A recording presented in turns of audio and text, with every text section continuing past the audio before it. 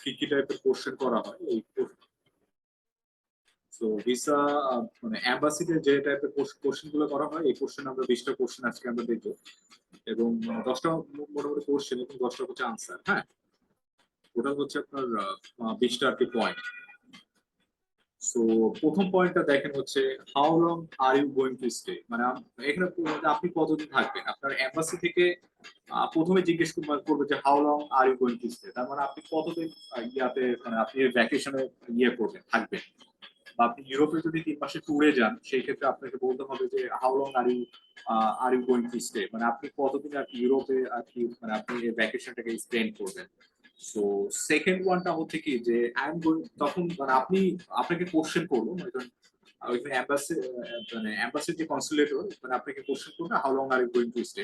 সেই ক্ষেত্রে আপনি বলতে পারেন I am going to stay for 1 week হতে পারে, 2 উইকস হতে পারে, 6 মান্থ হতে পারে, 1 ইয়ার হতে পারে। কথা বুঝতে পেরেছেন? হ্যাঁ স্যার। তো আপনি আসলে কতদিন থাকবেন এটা আপনাকে অবশ্যই ডেফিনেটলি আপনাকে ভালো মতো আনসার করতে হবে। আপনি সিঙ্গাপুর যান কিংবা ফিলিপাইন কিংবা যে কোনো কান্ট্রিতে যান, যদি আপনি ঠিকঠাক মতো আনসার করতে না পারেন তাহলে কিন্তু আপনাকে ওই দেশে এম্বাসি থেকে এখান থেকে হয়তো বা আপনি ইয়ে করতে পারবেন, বাট ওই দেশে এম্বাসি থেকে কিন্তু আপনাকে বের করে দিতে। বুঝতে পেরেছেন? হ্যাঁ স্যার। এক্ষেত্রে দেখা যাচ্ছে যে আপনার ওইখানে ফ্লাইট থেকে কিন্তু ওই দেশে মানে ইমিগ্রেশন কিন্তু আপনাকে ঢুকতে দিবে না, এটা একটা বিষয়। আর থার্ড পয়েন্ট হচ্ছে are you travelling with someone else, মানে কি আপনার সাথে আর কেউ যাচ্ছে, মানে আপনি একাই যাচ্ছেন কিনা। হ্যাঁ, বিষয়টা হচ্ছে যে আপনি একাই যাচ্ছেন কিনা। সেখানে দেখেন হচ্ছে are you travelling with someone else, তার মানে কি আপনি একাই বলতে পারেন যে yes I am travelling with my, কি হতে পারে, yes I am travelling with my by myself হতে পারে, আমি আসলে একা যাচ্ছি। এক্ষেত্রে আপনি বলতে পারেন যে আমি একা যাচ্ছি, কিংবা yes I'm traveling with by myself, or হতে পারে প্যারেন্টস হতে পারে। আপনার এখান থেকে yes I'm traveling with my parents, আমি আমার বাবার সাথে আর কি মানে আর কি ইয়ে আর কি গার্জিয়ানের সাথে আর কি আমি মানে ইয়াতে ট্রাভেলে যাচ্ছি। সো ফিফথ ওয়ান যেটা আমরা দেখতে পাচ্ছি সেটা হচ্ছে যে can you show your bank statement. আপনি যখন ফরেন কিন্তু ট্রাভেল করবেন তো definitely you have to show your bank statement, আপনাকে অবশ্যই কিন্তু ব্যাংক স্টেটমেন্ট দেখাতে হবে।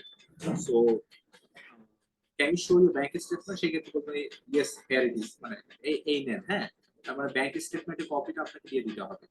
আর আরেকটা বিষয় হচ্ছে যে 7 নম্বর যেটা do have any health insurance for the journey, আপনি যে ভ্রমণটা করবেন এর জন্য কি আপনার কোনো হেলথ ইন্স্যুরেন্স আছে কিনা। সেই ক্ষেত্রে যদি হেলথ ইন্স্যুরেন্স থাকে সেই ক্ষেত্রে ইয়েস হিয়ার ইট ইজ। কারণ হচ্ছে ফরেন ট্রাভেলের ক্ষেত্রে কিন্তু আপনার হেলথ ইন্স্যুরেন্স দরকার হয়, কারণ ওইখানে গিয়ে আপনি সিক হয়ে যেতে পারেন।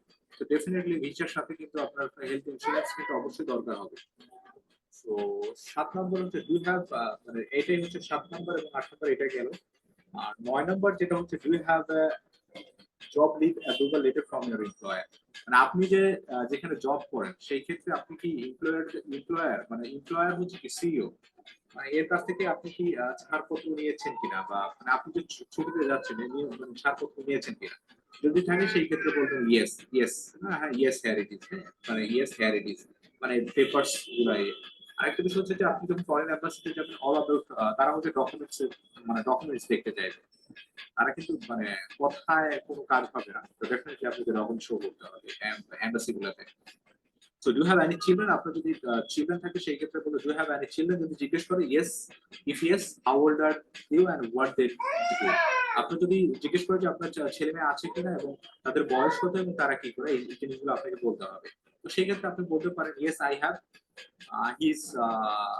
he or she is a student, he is a student or she is a student, এটা বলতে পারেন দে আর 10 ইয়ার্স ওল্ড হতে পারে, 18 ইয়ার্স ওল্ড হতে পারে, 19 ইয়ার্স ওল্ড হতে পারে, হোয়াট এভার এজ আপনি এজটাকে অবশ্যই ইয়ে করবেন, প্রেসাইজ করে বলে দিবেন।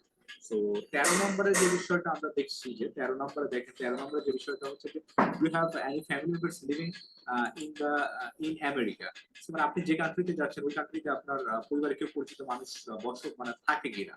সো যদি সেই ক্ষেত্রে হয় yes I do, my brother হতে পারে লিভস দেয়ার, আমার মানে ভাই সেখানে বসবাস করে।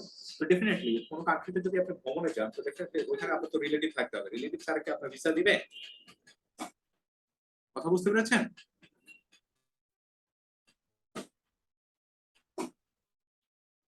কথা কি শুনতে পেয়েছেন? হ্যাঁ স্যার, বুঝতে পেরেছি। সো ডেফিনেটলি আপনার একটা রিলেটিভ থাকতে হবে ওইখানে, আপনার কিংবা আপনার বিজনেস যদি ভিসাতেও যেতে চান সেই ক্ষেত্রে বিজনেসের ডকুমেন্টস গুলো আপনাকে শো করতে হবে এম্বাসিতে ভিসা করার জন্য। So do you have any known person studying in this university? তো এখানে বলছে কি আপনার পরিচিত এই বিশ্ববিদ্যালয়ে মানে পড়াশোনা করছে কি, তো সেক্ষেত্রে যদি থাকে সে এই এটা বলতে পারে yes I do, my brother studies there. তার মানে কি আমার বোন ভাই সেখানে পড়ছে। আর 17 নম্বর যে জিনিসটা আমরা দেখতে পাচ্ছি সেটা হচ্ছে যে have you book the flight ticket. আপনি এম্বাসিতে যাওয়ার আগে মানে আপনি ভিসার টিকিট মানে আপনি টিকিট বুক কনফার্ম করেছেন কিনা এটা আপনাকে বলতে হবে। যে যদি করে থাকেন তাহলে সেক্ষেত্রে আপনি দেখাতে পারেন যে আমি টিকিট কনফার্ম করেছি। তো 19 নম্বরে যে আর ইউ ম্যারিড, মানে আপনি ম্যারিড কিনা, if yes does what does your spouse do, তার মানে আপনার মানে যে আর কি for how long have you been married, মানে আপনার স্পাউস কি করে বা আপনার সহধর্মিণী কি করে এবং সেই সাথে আপনার কতদিন ধরে বিবাহ মানে যে কতদিন বিয়ে করেছেন, সেই ক্ষেত্রে বলবেন yes I am married, my wife I have been married for 2 years and she is a housewife. সেই ক্ষেত্রে বলতে পারেন হাউস ওয়াইফ হতে পারে, সে ব্যাংকার হতে পারে, তারপরে হচ্ছে জব হোল্ডার হতে পারে, হোয়াট এভার মানে যে আপনার যে ডেজিনেশনটা এই ডেজিনেশনটা আপনাকে বলতে হবে।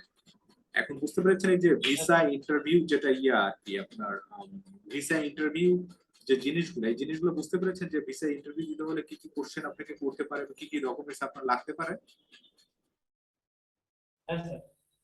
এখন একটা বিষয় হচ্ছে কি এম্বাসিতে ভিসা ইন্টারভিউ, মনে করেন ইন্ডিয়া যখন আপনি যাবেন, ইন্ডিয়াতে গেলে কিন্তু আপনার ওখানে কনসুলেট মানে ইন্ডিয়ান এম্বাসি যে এটা দেখেন যে ভিসা আর কি ওরা কিন্তু বিভিন্ন কোশ্চেন করে, পেপারস দেখে যে আসলে সে কি সত্যি ভ্রমণে যাচ্ছে নাকি সে বিজনেস করতে যাচ্ছে নাকি সে কি সত্যি মেডিকেল ভিসাতে যাচ্ছে কিনা, এই জিনিসগুলো জাস্টিফাই করার পরে কিন্তু তারপরে কিন্তু তারা যদি রেকমেন্ড করে যে না একে ভিসা দেওয়া হোক তাহলে কিন্তু ভিসা দেয়। বুঝতে পেরেছেন? হ্যাঁ স্যার। আর তারা যদি মনে করে যে না আসলে এটা ফেক তাহলে কিন্তু সাধারণত বলতে 15 ডেজ পরে দেখা যাচ্ছে যে আপনার কোনো কিছু বলছে না কিন্তু আপনার আর কি রিজেক্ট করে দিয়েছে। হুম, বুঝে গেছে? হ্যাঁ স্যার। তো এই ক্ষেত্রে হচ্ছে কি আমেরিকা কিংবা ইউরোপে যখন আমরা ভিসা অ্যাপ্লাই করি কিন্তু অস্ট্রেলিয়া কিংবা অন্যান্য কান্ট্রি যেগুলো হচ্ছে আপনার আম, খুবই রিচ কান্ট্রি, সেই ক্ষেত্রে কিন্তু তারা নর্মালি আমাদেরকে ভিসা দিতে চায় না, অনেক কোশ্চেন করে। এখানে বাংলাদেশে মানে ইমিগ্রেশনে খুব বেশি কোশ্চেন করে না, বাট ওদের এম্বাসিতে প্রচুর কোশ্চেন করে এবং সেই সাথে আমরা যখন ওই কান্ট্রি গুলার এম্বাসিতে যাই, মনে করেন যে ইউএসএ কোনো এম্বাসিতে আমরা ইমিগ্রেশনে যখন যাচ্ছি, ইমিগ্রেশনে যাওয়ার পরে তারা কিন্তু প্রচুর পরিমাণ কোশ্চেন করে এবং ওইখান থেকে চাইলে তারা কিন্তু আমাকে রিপোর্ট করে দিতে পারে। তারা চাইলে মনে করে যে একে আমরা এই কান্ট্রির ভিতরে ঢুকতে দিব না, তখন কিন্তু সাথে সাথে কিন্তু ব্যাক ফ্লাইটে তারা কিন্তু ফেরত পাঠায়। বুঝতে পেরেছেন? হ্যাঁ স্যার। তো তার মানে কি পেপারস গুলো আপনার রেডি থাকতে হবে। পেপারস রেডি না থাকলে আপনি যে কোনো জায়গায় এই যে হোটেল কনফার্মেশন, আরেকটা বিষয় হচ্ছে হোটেল কনফার্মেশন। হোটেল আপনি যে একটা ভ্রমণে যাচ্ছেন আপনাকে হোটেল তো কনফার্মেশন করতে হবে, হোটেল মানে আপনি কোন হোটেলে থাকবেন, কে আপনাকে রিসিভ করবে, এই জিনিসগুলো যত স্পেসিফিক্যালি আপনারা আপনাকে বুঝতে পারবেন না হি ইজ অথেন্টিক, দেন তারা কিন্তু আপনাকে ভিসা বা ইমিগ্রেশন তখন আপনাকে কি করবে, তখন ইমিগ্রেশন থেকে তখন কিন্তু বের করে দিবে। ইমিগ্রেশন থেকে তখন কিন্তু সিল দেয় যে ঠিক আছে আপনি এখন বের হয়ে যেতে পারেন। বোঝা গেছে? হ্যাঁ স্যার। কারণ কি ভিসা, এম্বাসি এবং প্লাস হচ্ছে যে আপনার ইমিগ্রেশন, এই দুটাই জিনিস কিন্তু অনেক টাফ একটা জিনিস।